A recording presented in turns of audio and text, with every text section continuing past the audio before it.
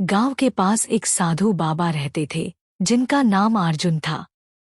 वह हर दिन गांव के लोगों को अच्छे कार्य करने के लिए प्रेरित करते थे, उन्हें अहिंसा, सत्य और प्रेम का मार्ग दिखाते थे। एक दिन गांव के कुछ लोग जंगल में लकड़ी काटने गए और पेड़ों को बिना कोई विचार किए काटने लगे। साधु बाबा ने यह देखा और सोचा कि आज इस अवसर पर उन्हें एक महत्वपूर्ण शिक्षा देनी चाहिए। साधु बाबा गांव के एक बुजुर्ग व्यक्ति के पास गए जो पेड़ काटने के लिए तैयार हो रहा था। बाबा ने उसे रोका और कहा, तुम इन पेड़ों को क्यों काट रहे हो? क्या तुम्हें नहीं लगता कि ये पेड़ भी जीवन का हिस्सा हैं और इन्हें काटकर तुम किसी का अधिकार छीन रहे हो? बुजुर्ग व्यक्ति हंसते हुए बोला, बाबा, पेड़ों में कोई जान नहीं होती। ये बस लकड़ी के टुकड़े हैं जो हमें अपना जीवन आसान बनाने के लिए चाहिए। हमें इनसे कोई फर्क नहीं पड़ता।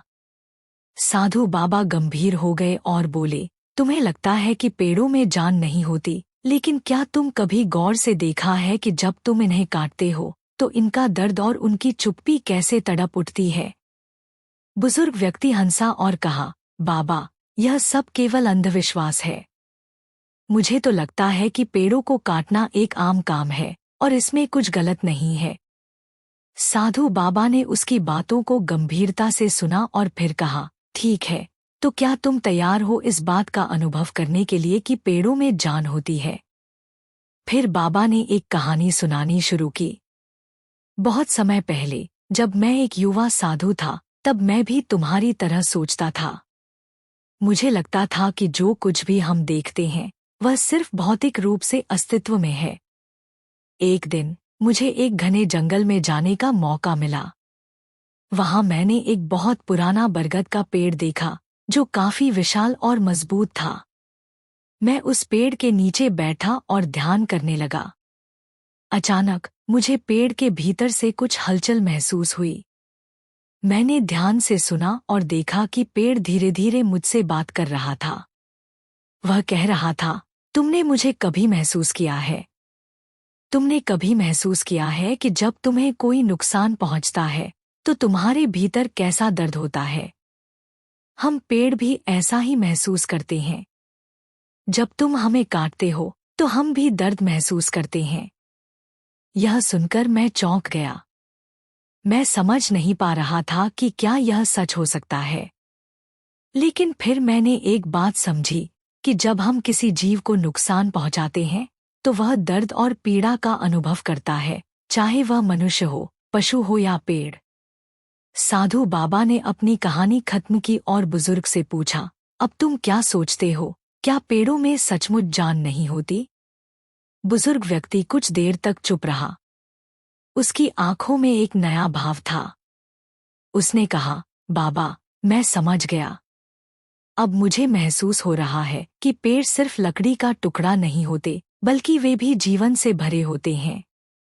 उनके साथ भी कुछ होता है जब हम उन्हें काटते हैं। मुझे खेद है कि मैंने कभी इस बात को नहीं समझा। साधु बाबा ने उसे मुस्कुराते हुए कहा, यही तो समझना चाहिए कि हमारे हर कार्य का असर केवल हम पर नहीं, बल्कि हमारे आसपास के सभी जीवों पर भी पड़ता है। अगर हम हिंसा करते हैं तो वह हिंसा हमें वापस लौट कर आती है।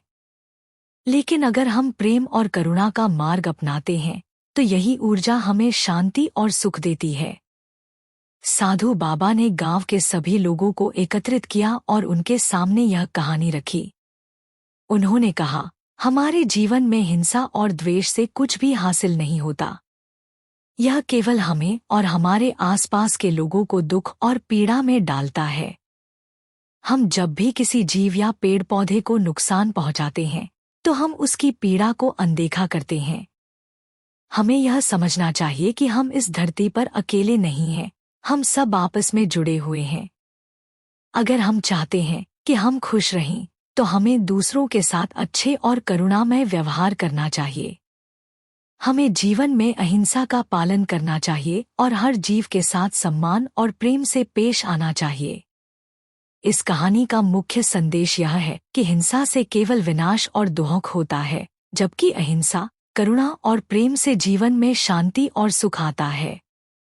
यह हमें यह भी सिखाती है कि जीवन के हर रूप का सम्मान करना चाहिए, चाहे वह मनुष्य हो या पेड़ पौधा, क्योंकि सभी जीवनों में एक अदृश्य संबंध और आत्मा का प्रवाह है।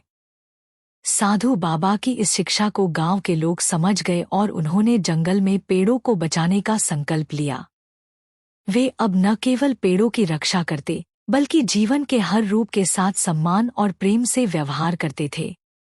यह कहानी हमें यह सिखाती है कि जीवन में जितना हम दूसरों के साथ करुणा और प्रेम से पेश आते हैं, उतना ही हमारे जीवन में शांति और सुख आता है।